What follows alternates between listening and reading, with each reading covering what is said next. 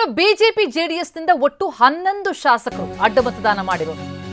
ಹೀಗಾಗಿ ಜೆಡಿಎಸ್ನಲ್ಲಷ್ಟೇ ಸಮಸ್ಯೆಗಳಲ್ಲ, ದೋಸ್ತಿಗಳಲ್ಲೇ ಪರಸ್ಪರ ಅನುಮಾನ ಈಗ ಸೃಷ್ಟಿಯಾಗ್ಬಿಟ್ಟಿದೆ. ಯಾರಿಂದ ಹೆಚ್ಚು ಅಡ್ಡ ಮತದಾನ ಆಯಿತು, ಬಿಜೆಪಿಯಿಂದನ ಜೆಡಿಎಸ್ನಿಂದ ಅನ್ನೋದ್ರ ಬಗ್ಗೆ ಆಂತರಿಕ ಚರ್ಚೆ. ಇನ್ನು ಬಿಜೆಪಿಯ ರಣತಂತ್ರದ ಬಗ್ಗೆ ಕೂಡ ಜೆಡಿಎಸ್ನಲ್ಲಿ ಕೆಲವು ಕಡೆ ಬೇಸರ ವ್ಯಕ್ತ ಆಗಿದೆ. ಅಂದ್ರೆ ಕೊನೆ ಕ್ಷಣದವರೆಗೂ ಕೂಡ ಮತಗಳ ಮಾಹಿತಿ ಇರಲಿಲ್ಲ ಅಂತ ಜೆಡಿಎಸ್ ಹೇಳ್ತಾ ಇದೆ. ಎಷ್ಟು ಮತ ಸಿಗುತ್ತೆ ಬಿಜೆಪಿಯಿಂದ ಅನ್ನೋದ್ರ ಬಗ್ಗೆ ಮಾಹಿತಿ ಇರಲಿಲ್ಲ. ಯಾವ ಶಾಸಕರು ಜೆಡಿಎಸ್ಗೆ ಮತ ಹಾಕ್ತಾರೆ ಅನ್ನೋದ್ರ ಬಗ್ಗೆ ಮಾಹಿತಿ ಇರಲಿಲ್ಲ. ಆದ್ರೆ ಬಿಜೆಪಿ ಹೇಳ್ತಾ ಇರೋದು ಜೆಡಿಎಸ್ನಿಂದಲೇ 7 ಅಡ್ಡ ಮತ ಅಂತ. ಬಿಜೆಪಿಯ 3 ಮತಗಳು ದಳಕ್ಕೆ ಹಾಕಲಾಗಿದೆ. ಜೆಡಿಎಸ್ ಮತಗಳೇ ಹೆಚ್ಚಾಗಿ ಕಾಂಗ್ರೆಸ್ಗೆ ಶಿಫ್ಟ್ ಆಗಿದೆ ಅಂತ ಬಿಜೆಪಿ ಹೇಳ್ತಾ ಇದೆ. ಒಟ್ಟಾರೆ ಮಿತ್ರ ಪಕ್ಷಗಳ ನಡುವೆನೇ ಅಡ್ಡ ಮತದಾನದ ವಿಚಾರಕ್ಕೆ ಸಂಬಂಧಪಟ್ಟಂತೆ ಒಬ್ಬರ ಮೇಲೊಬ್ರು ಪರಸ್ಪರ ಅನುಮಾನವನ್ನ ವ್ಯಕ್ತಪಡಿಸ್ತಾ ಇದ್ದಾರೆ. ನಮ್ಮ ಪ್ರತಿನಿಧಿ ಸುನಿಲ್ ಈ ಬಗ್ಗೆ ಇನ್ನಷ್ಟು ಡೀಟೇಲ್ಸ್ ಅನ್ನ ಕೊಡ್ತಾ ಹೋಗ್ತಾರೆ. ಲೈವ್ ನಲ್ಲಿ ಜಾಯ್ನ್ ಆಗಿದ್ದಾರೆ. ಸುನಿಲ್, ಯಾವ ಅಡ್ಡ ಮತದಾನದ ಭರವಸೆಯ ಮೇಲೆ ತಮ್ಮ ಕ್ಯಾಂಡಿಡೇಟ್ ಅನ್ನ ಸಂಖ್ಯಾಬಲ ಇಲ್ದಿದ್ರೂ ಕೂಡ ಜೆಡಿಎಸ್ ಹಾಕ್ತೋ ಅದೇ ಅಡ್ಡ ಮತದಾನ ಈಗ ಮುಳುವಾಗಿದೆ. ಜೆಡಿಎಸ್ ಕಷ್ಟೇ ಅಲ್ಲ, ಇವರ ಮೈತ್ರಿಯಲ್ಲೇ ಒಂದು ಅನುಮಾನ ಕೂಡ ಸೃಷ್ಟಿ ಮಾಡ್ತಾ ಇದೆ. ಹೇಗೆ ಡೀಲ್ ಮಾಡ್ತಾ ಇದೆ ಎರಡು ಪಕ್ಷಗಳು? ಈಗ ಯಾರಿಂದ ಎಷ್ಟು ಹೆಚ್ಚು ಅಡ್ಡ ಮತದಾನ ಆಗಿದೆ, ಏನ್ ಲೆಕ್ಕಾಚಾರ?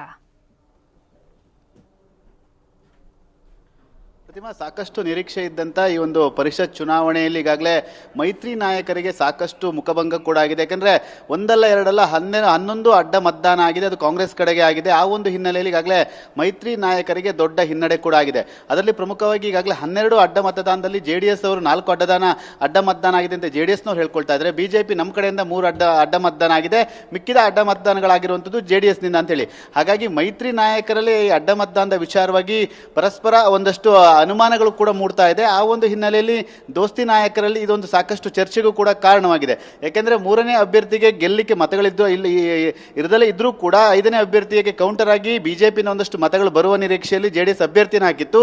ಆದರೆ ಕೊನೆ ಹಂತದಲ್ಲಿ ಜೆಡಿಎಸ್ನ ಲೆಕ್ಕಾಚಾರ ಸಂಪೂರ್ಣವಾಗಿ ತಲೆ ಕೆಳಗಾಗಿದೆ. ಕೇವಲ 14 ಮತಗಳಷ್ಟೇ ಜೆಡಿಎಸ್ ಅಭ್ಯರ್ಥಿಗೆ ಬಂದಿದೆ. ಈ ಒಂದು ಹಿನ್ನೆಲೆಯಲ್ಲಿ ಜೆಡಿಎಸ್ನಲ್ಲಿ ಆಗಿರುವಂತಹ 4-5 ಅಡ್ಡ ಮತದಾನ ಹಿಂದೆ ಸಾಕಷ್ಟು ಹಿನ್ನಡೆಯನ್ನು ಕೂಡ ಉಂಟು ಮಾಡಿದೆ. ಈ ಒಂದು ಅಡ್ಡ ಮತದಾನ ಆದ ನಂತರದಲ್ಲಿ ಒಂದಷ್ಟು ಅಡ್ಡ ಮತದಾನಕ್ಕೆ ಕಾರಣವೇನು ಅನ್ನೋ ಲೆಕ್ಕಾಚಾರಗಳು ಕೂಡ ಈಗಾಗಲೇ ರಾಜಕೀಯ ಪಾಳ್ಯದಲ್ಲಿ ಚರ್ಚೆ ಆಗ್ತಾ ಇದೆ. ಪ್ರಮುಖವಾಗಿ ಜೆಡಿಎಸ್ನಲ್ಲಿ ಅಡ್ಡ ಮತದಾನಕ್ಕೆ ಕಾರಣ ಅಂತಂದ್ರೆ ಹಿರಿಯರನ್ನ ಮನವೊಲಿಕೆ ಮಾಡುವುದರಲ್ಲಿ ವಿಫಲರಾಗಿದೆ. ಯಾಕಂದ್ರೆ ಜಿ ಟಿ ದೇವೇಗೌಡರು ಸಾಕಷ್ಟು ದಿನಗಳಿಂದ ಪಕ್ಷದ ಅಂತರ ಕಾಯ್ದುಕೊಂಡಿದ್ರು. ಅವ್ರನ್ನ ಕೊನೆವರೆಗೂ ಕೂಡ ಸಂಪರ್ಕ ಮಾಡಲಿಕ್ಕೆ ಆಗಿಲ್ಲ ಜೆಡಿಎಸ್ ನಾಯಕರು. ಆ ಒಂದು ಹಿನ್ನಡೆ, ಅದು ಒಂದು ಕಾರಣ, ಹಿನ್ನಡೆಗೆ ಅಡ್ಡ ಮತದಾನಕ್ಕೆ ಕಾರಣವಾಗಿರ್ಬೋದು.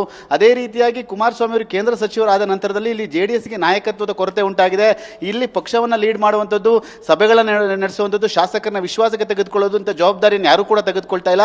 ಅದರಿಂದ ಶಾಸಕರಿಗೆ ಕುಮಾರಸ್ವಾಮಿ ಅವರು ಸಂಪರ್ಕಕ್ಕೆ ಸಿಗ್ತಾ ಇಲ್ಲ ಅನ್ನೋ ಒಂದು ಬೇಸರ ಕೂಡ ಇದೆ ಸಣ್ಣ ಮಟ್ಟಿಗೆ. ಯಾಕಂದ್ರೆ ನೇರವಾಗಿ ಅವ್ರನ್ನ ಭೇಟಿ ಮಾಡ್ಲಿಕ್ಕೆ ಆಗ್ತಾ ಇಲ್ಲ, ತಕ್ಷಣ ಸಮಸ್ಯೆಗಳಿಗೆ ಅವರಿಗೆ ಸ್ಪಂದಿಸ್ತಾ ಇಲ್ಲ ಅನ್ನೊಂದು ಬೇಸರ ಕೂಡ ಇದೆ. ಅದೇ ರೀತಿಯಾಗಿ ಮುಂಬರುವ ಚುನಾವಣೆಯನ್ನು ದೃಷ್ಟಿಯಲ್ಲಿ ಇಟ್ಕೊಂಡು ಈಗಾಗಲೇ ಕಾಂಗ್ರೆಸ್ ಜೊತೆ ಒಂದು ಹೋದ್ರೆ ಒಳ್ಳೆಯದು ಅನ್ನೋ ಭಾವನೆ ಲೆಕ್ಕಾಚಾರದಲ್ಲಿ ಜೆಡಿಎಸ್ ಶಾಸಕರು ಕಾಂಗ್ರೆಸ್ನತ್ತ ವಾಲಿರುವಂತಹ ಸಾಧ್ಯತೆ ದಟ್ಟವಾಗಿದೆ. ಅದರಲ್ಲೂ ಪ್ರಮುಖವಾಗಿ ಪ್ರತಿಮೆ ಈಗಾಗಲೇ ಜೆಡಿಎಸ್ ಬಿಜೆಪಿ ಮೈತ್ರಿಯನ್ನು ಮಾಡಿಕೊಂಡಿದೆ. ಹಿಂದೆ ಮೈತ್ರಿ ಇಲ್ಲದೆ ಜೆಡಿಎಸ್ ಶಾಸಕರು ಗೆದ್ದಿದ್ದಾರೆ. ಆ ಒಂದು ಜಾಗಗಳಲ್ಲಿ ಮುಂದಿನ ದಿನಗಳಲ್ಲಿ ಮೈತ್ರಿ ಆದಂತ ಸಂದರ್ಭದಲ್ಲಿ ಎಲ್ಲಿ ಟಿಕೆಟ್ ಕೈ ತಪ್ಪುತ್ತೆ, ಮುಂದಿನ ನಮ್ಮ ರಾಜಕೀಯ ಭವಿಷ್ಯಕ್ಕೆ ತೊಂದರೆ ಆಗುತ್ತೆ, ಈಗಲೇ ನಾವು ನಿರ್ಧಾರವನ್ನು ಬದಲು ಮಾಡಿಕೊಂಡ್ರೆ ಅನುಕೂಲವಾಗುತ್ತೆ ಅನ್ನೋ ಲೆಕ್ಕಾಚಾರದಲ್ಲಿ ಈ ಒಂದು ನಿರ್ಧಾರವನ್ನು ಜೆಡಿಎಸ್ ಶಾಸಕರು ತೆಗೆದಿಟ್ಕೊಂಡಿರಬಹುದು. ಅದೇ ರೀತಿಯಾಗಿ ಪ್ರಮುಖವಾಗಿ ಈಗಾಗಲೇ ಕಾಂಗ್ರೆಸ್ನ ಸರ್ಕಾರ ಇದೆ, ಅಭಿವೃದ್ಧಿಗೆ ಪೂರಕವಾಗಿ ಕ್ಷೇತ್ರಕ್ಕೆ ಅನುಕೂಲವಾಗುತ್ತೆ. ಮತ್ತು ಅದರಲ್ಲೂ ಕೂಡ ಈಗಾಗಲೇ ಕಾಂಗ್ರೆಸ್ನ ಅಲ್ಲಿರುವಂತಹ ಒಂದಷ್ಟು ಕಾರ್ಯಕರ್ತರುಗಳು ಕಾಂಗ್ರೆಸ್ ಪರ ಹೋಗಿ ನೀವು ಅಂತೇಳಿ ಕಾರ್ಯಕರ್ತರು ಮುಖಂಡರ ಒಂದು ಒತ್ತಡದಿಂದ ಈ ನಿರ್ಧಾರವನ್ನು ತೆಗೆದುಕೊಂಡಿರುವಂಥ ಸಾಧ್ಯತೆಗಳು ದಟ್ಟವಾಗಿದೆ. ಪ್ರಮುಖವಾಗಿ ಈಗ ಅಡ್ಡ ಮತದಾನ ಆಗಿದೆ. ಅದರಲ್ಲಿ ಪ್ರಮುಖವಾಗಿ ಏನಂತಂದ್ರೆ ಈ ಒಂದು ಅಡ್ಡ ಮತದಾನ ಮಾಡಲಿಕ್ಕೆ ಕಾರಣ ಅಂತಂದ್ರೆ ಮುಂಚಿನ ರಾಜಕೀಯ ದೃಷ್ಟಿಯೇ ಸಾಮಾನ್ಯವಾಗಿರುತ್ತೆ. ಆದರೆ ಈಗ ಅಡ್ಡ ಮತದಾನ 11 ಆಗಿದೆ. ಅದರಲ್ಲಿ ಯಾವ ಪಕ್ಷದಿಂದ ಎಷ್ಟು ಅಡ್ಡ ಮತದಾನ ಆಗಿದೆ, ಎಷ್ಟು ಜನ ಕ್ರಾಸ್ ವೋಟಿಂಗ್ ಮಾಡಿದ್ದಾರೆ ಅನ್ನೋ ಚರ್ಚೆಗಳು ಸಾಕಷ್ಟು ದೊಡ್ಡ ಮಟ್ಟಿಗೆ ನಡೀತಾ ಇದೆ. ಅದರಲ್ಲೂ ಕೂಡ ಬಿಜೆಪಿ ಮತ್ತು ಜೆಡಿಎಸ್ ನಾಯಕರ ಅನುಮಾನಗಳಿಗೂ ಕೂಡ ಹೆಚ್ಚಾಗಿದೆ. ಯಾವ ಶಾಸಕರು ಅಡ್ಡ ಮತದಾನ ಮಾಡಿದ್ದಾರೆ? ಯಾಕಂದ್ರೆ ಶಿಸ್ತಿನ ಪಕ್ಷ ಅಂತ ಬಿಜೆಪಿ ಹೇಳ್ತಾ ಇರುತ್ತೆ. ಆ ಒಂದು ಪಕ್ಷದಲ್ಲೇ 3 ಅಡ್ಡ ಮತದಾನ ಆಗಿದೆ ಅಂತ ಖುದ್ದು ವಿಪಕ್ಷ ನಾಯಕರೇ ಒಪ್ಕೊಳ್ತಾರೆ. ಆದರೆ ಮಿಕ್ಕಿದ ಅಡ್ಡ ಮತದಾನಕ್ಕೆ ಕಾರಣವಾದಂಥ ಶಾಸಕರು ಯಾರು? ಬಿಜೆಪಿಯಿಂದ 7 ಜನ ಅಡ್ಡ ಮತದಾನ ಮಾಡಿದ್ದಾರೆ, ಅಲ್ಲ ಜೆಡಿಎಸ್ ನಿಂದ ಅಡ್ಡ ಮತದಾನ ಮಾಡಿರೋ ಅನ್ನೋ ಒಂದು ಅನುಮಾನಗಳು, ಚರ್ಚೆಗಳು ಕೂಡ ಜೋರಾಗಿ ನಡೀತಿದೆ.